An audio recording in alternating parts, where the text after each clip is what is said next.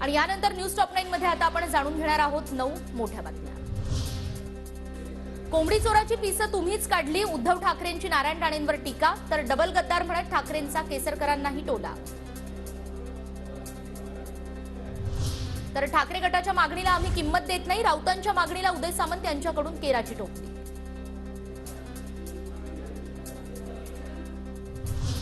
उद्धव ठाकरे कुडाळमध्ये मुख्य चौकात सभा घेत आहेत। गर्दी जमत नाही म्हणून रहदारीचं ठिकाण निवडलं जात आहे। निलेश राणेंची टीका, सभेचं ठिकाण बदला आणि सभा घ्या, निलेश राणेंचं आव्हान।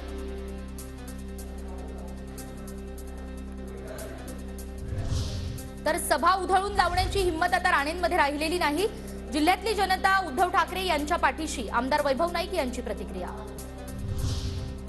गर्दी दिसण्यासाठी वर्दळीचं ठिकाण निवडलं, सभेचं ठिकाण बदला, निलेश राणेंच्या ठाकरेंच्या कुडाळमधील सभेला विरोध, तर अडवण्याचा प्रयत्न केला तर ते माघारी जाणार नाहीत, वैभव नाईक यांचा इशारा।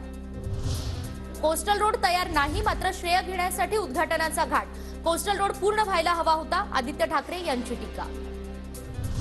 रेसकोर्समध्ये अंडरग्राऊंड कार पार्कला आमचा विरोध आहेच, सरकारची पॉलिसी ही बिल्डर्ससाठी, काहीही झालं तरी हे होऊ देणार नाही।